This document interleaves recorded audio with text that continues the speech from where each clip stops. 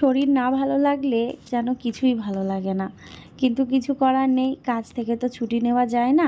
তাই জন্যে কাজ তো করতেই হবে।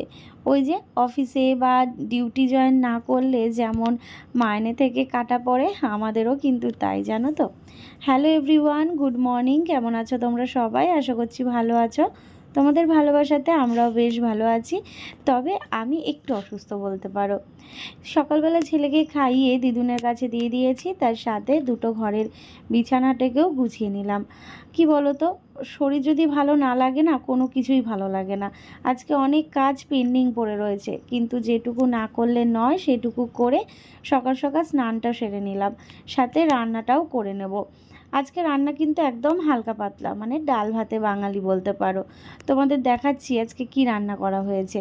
চিচিঙ্গা ভাজা আর ডাল একটুখানি নিয়ে আজকে খেয়ে নিলাম সকালবেলাটা, কারণ ঘড়িতে বাজে ওই 10টা 10 মতন। খাওয়া দাওয়া করে ছেলেকে খাইয়ে, ছেলে স্নান করানো করে আমি আর দুপুরে ভাত খাইনি। ঠিক 1:45টার দিকে আমি ঘুমিয়ে পড়েছিলাম ছেলের সাথে। ঘুম থেকে উঠলাম 4টের দিকে, তারপর ছেলেকে খাওয়ানো, ফ্রেশ করানো, আমার খাওয়া দাওয়া সমস্ত কিছু সেরে এদিকে বসেছি। মানে আমরা সবাই মিলেই দুপুরবেলা খেলাম আর কি। আজকে দুপুরের খাওয়াটা খেতে খেতে লেট হয়ে গেছে, যেহেতু আমি ঘুমিয়েছিলাম তো তার জন্য আর কি। আর শরীরটা খারাপ বলতে দাঁতে যন্ত্রণা হঠাৎ করেই গো, কী যে কষ্ট হচ্ছে। আমি আজকের জন্য সকাল থেকে কারুর সাথেই কথা বলিনি, না তোমাদের সাথে না কারুর সাথে। এইদিকে আমার বর বাইক ধুচ্ছে, আর আমার ছেলে তো বাইক দেখতে ভীষণ পছন্দ করে। বাইক কেন, যে কোনো গাড়ির আলো দেখলে, গাড়ির আওয়াজ শুনলে অমনি ঘুরে ঘুরে তাকাবে। তো বারান্দায় একটু বসেছিলাম, তারপর চলে আসলাম রান্নাঘরে। আজকে না সকাল থেকে তেমন একটা কোনো কাজ করিনি, মাই সমস্ত কিছু করেছে, রান্না বান্না সমস্তটাই।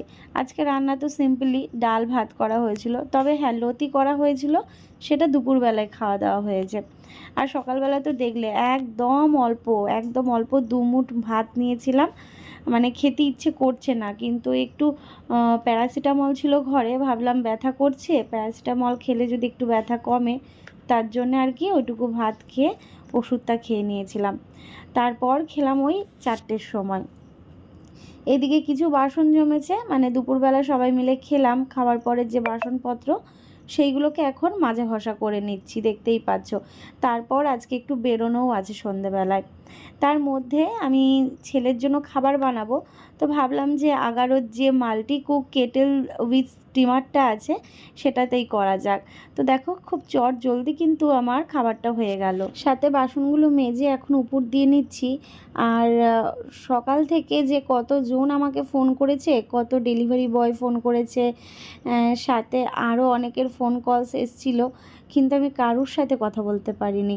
আমার বর বাড়িতে ছিল, মানে ও একবেলা কাজ করেছে আর একবেলা বাড়িতেই ছিল, কারণ ও টানা উঠে আসছে, তাই জন্যে আজকে বিকেলের দিকে মানে দুপুর থেকে বাড়িতে ছিল।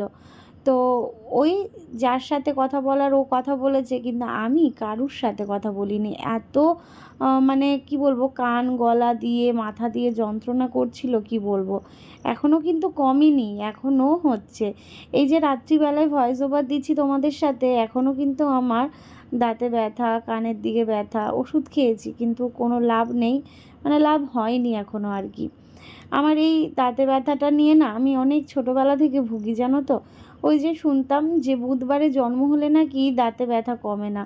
জানি না, আমার ছেলেরও তো বুধবারে জন্ম, তবে ঠাকুরের কাছে চাই ও যেন এই কষ্টগুলো না পায় গো। মানে এই বুধবারে জন্ম হলে শুনি নাকি যে এই দাঁতে ব্যথা নিয়ে খুব ভুগতে হয়। জানি না এটা কতটা সত্যি বা মিথ্যে, তবে আমি সত্যি খুব ভুগি, খুব খুব। তবে অনেকে হয়তো বলবে যে না আমার তো এরকম হয় না বা কিছু, তবে জানি না, আমার শোনা কথা তো তাই আর কি।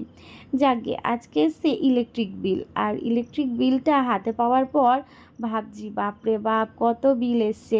আগে যখন ভাড়া থাকতাম তখন মাস গেলে 150 টাকা বিল দিতাম, 3 মাসে 450 টাকা বা 500 টাকা।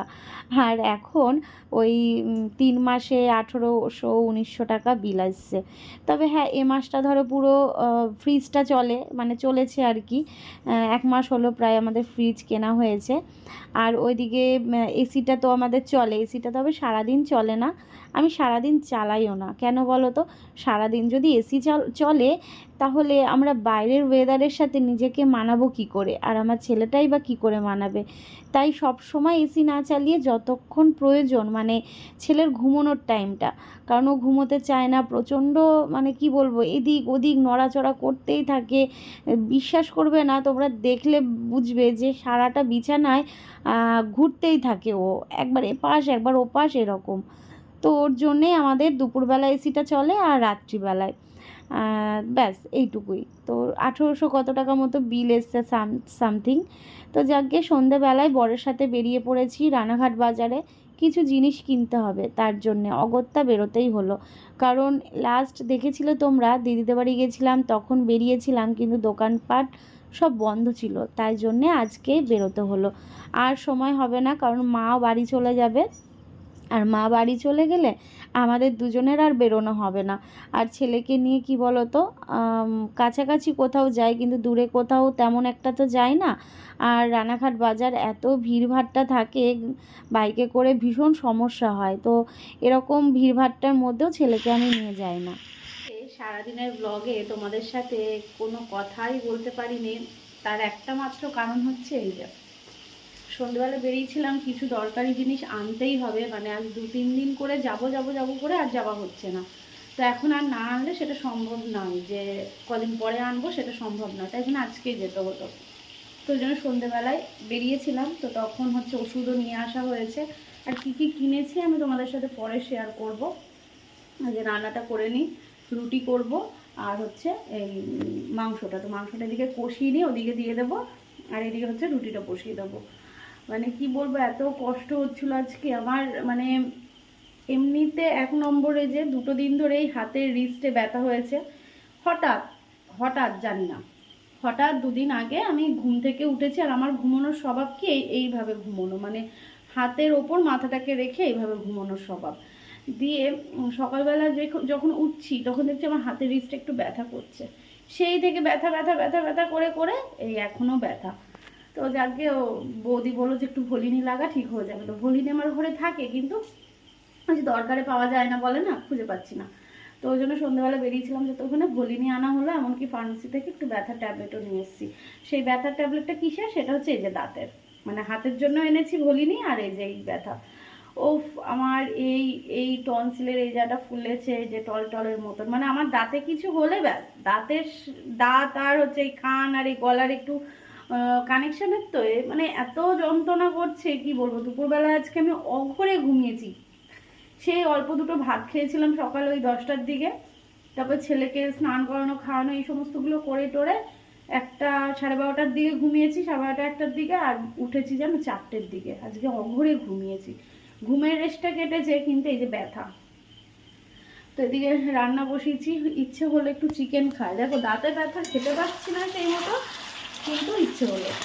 তো বললো তাহলে পরে, তো একদমই অল্প চিকেন বার করলাম, অল্প করবো রুটির জন্য, তো শুধু রাতের জন্য আর পুরোটা বার করিনি। তো চলো রান্নাবান্না করে নিই, তারপর খাওয়া দাওয়া সেরে আমি হচ্ছে তোমাদের দেখাবো যে কী কী জিনিস নিয়েছি, ঠিক আছে। সেদিন গেছিলাম দিদির বাড়ি, যেদিন গেলাম, কিন্তু সেদিনকে ওই দোকানগুলো বন্ধ ছিল, এই জন্য আর নেওয়া হয়নি। এই আজকে আবার গেলাম, গিয়ে নিয়ে আসলাম। আজকে রাতের খাবারটা বেড়ে নিয়েছি, এখানে মায়ের আর আমার বরের জন্য রয়েছে, শশাও কেটেছি তার সাথে। তো ওদেরকে খেতে দিয়ে এখন ছেলেকে খাওয়াবো, তারপর আমি খাবো। সবার খাওয়া দাওয়া হয়ে গেছে, আমাদের ছেলের প্রত্যেকের। তো এখন বসলাম তোমাদের সাথে এই জিনিসগুলো শেয়ার করতে, কি কি নেওয়া হয়েছে। দেখো হাত ভারী, বাবারে। চলো তোমাদের এক এক করে দেখিয়ে দিই, তারপরে ভিডিওটা শেষ করব। প্রথমে যেটা দেখাবো সেটা হচ্ছে এটা, আমার থ্রেডিংয়ের সুতো। যেটা রয়েছে সেটা একদম অল্প রয়েছে, ভাবলাম গেছি যতক্ষণে নিয়ে নিই, যাওয়া তো হয় না, আগে যেমন টুকটাক বেরিয়ে যাওয়া যেত, এখন তো সেটা সম্ভব নয়, তাই জন্য একটা থ্রেডিংয়ের সুতো নিয়ে নিয়েছি। আর নিয়েছি হচ্ছে এই একটা হচ্ছে হেয়ার সিরাম, এই যে এর আগে নিয়েছিলাম হচ্ছে ওই ইয়েটা গোল্ডেন কালারেরটা, তবে জানো তো বলো গোল্ডেনের থেকে এটা বেশি ভালো না এটা বেশি ভালো না, ওটার থেকে এটা বেশি ভালো, তো এই জন্য এটা নিয়েছি। আচ্ছা গেল এদিকে। আর ছেলের জন্য নিয়েছি এই একটা পাউডার, আমি তো হিমালয়ের প্রোডাক্টই ইউজ করি, হিমালয়া। আর একটা আছে ওর মুখের আর হাতের আলাদা একটা ক্রিম, ওটা কি জানো গো, ডার্মাডিউয়ের।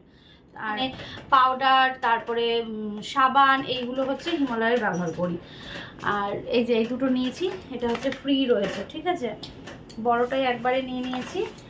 আর ছেলের জন্য যে লুব ল্যাপের এই ইয়েটা নিয়েছি, ওয়াইপসটা নিয়েছি, দুটো নিয়ে নিয়েছি একবারে, গেছি যতক্ষণে দুটো নিয়ে নিলাম। এইগুলো কতগুলো যে কেনা হলো এই একটা বছরে, কতগুলো, আর তার সাথে প্যাম্পাস। আচ্ছা, আর এই একটা কিষানের সস নিয়েছি, একদম বড় নিয়ে নিয়েছি, এটা ফ্রিজে রেখে দিতে পারবো, ওই জন্য এই একটা বড় নিয়ে নিয়েছি। কেমন লাগছে অবশ্যই কমেন্ট করে জানিও। সেই প্যাকেটটা গেল, এটা পরে দেখাচ্ছি আমাদের। আর রয়েছে এখানে ছেলের জন্য মাখানা শেষ হয়ে গেছিলো, তাই জন্য মাখানা নিয়ে নিয়েছি। আর একটা ইয়ে নিয়েছি, কি বলে, ফেস ওয়াশ নিয়েছি ক্লিন অ্যান্ড ক্লিয়ারের। আর নিয়েছি হচ্ছে এই যে খেজুর নিয়েছি, 500 গ্রামেরটা নিয়েছি খেজুর। আর নিয়েছি লাইজল। আর শেষ হচ্ছে ছেলের বাটার। ঠিক আছে, এই হচ্ছে আজকে আমাদের কেনাকাটা হয়েছে, আর কিছু নেই না। আর একটা আছে, ও সরি, সাবান, এই যে ফিয়েমা সাবানটা নেওয়া হয়েছে, এই সাবানটাই ব্যবহার করা হয় তো। আর যেটা রয়েছে সেটা হচ্ছে আমার এই হাতে ব্যথার জন্য বলিনি, আর রয়েছে এর মধ্যে ট্যাবলেট। ঠিক আছে, এই হচ্ছে আজকে আমাদের কেনাকাটা। কি বলবো, দাঁতে ব্যথার জন্য এত কষ্ট পাচ্ছি, ওষুধ খেয়েছি সন্ধেবেলায় এনেই খেয়েছি, কিন্তু দেখা যাক কালকে কি হয়। কালকেরও দিয়েছে, দুটো ওষুধ দিয়েছে। চলো আজকের মতন টাটা বললাম, ভালো থেকো। নতুন একটা ব্লগের সাথে আগামীকাল দেখা হচ্ছে। আর আগামীকাল হচ্ছে বাবা লোকনাথ পুজো, তো ব্লগটা তোমরা পুজোর দিন সন্ধ্যাবেলাতেই পাবে। পুজোর অনেক শুভেচ্ছা জানাই তোমাদের সবাইকে, খুব ভালো কাটাও। অনেকের বাড়িতেও তো পুজো হয়, আর অনেক মন্দিরে তো হবেই, আমাদের পাড়াতেও পুজো হবে। তোমরা জানো, যারা আমার পুরনো ভিউয়ার্স আছো, প্রতি বছর পুজো হয়, আর আমরা তো ঠাকুর দিচ্ছি, ঠাকুর আনতে যাবেও। তো যাকগে, চলো আজকের মতন টাটা, শুভরাত্রি।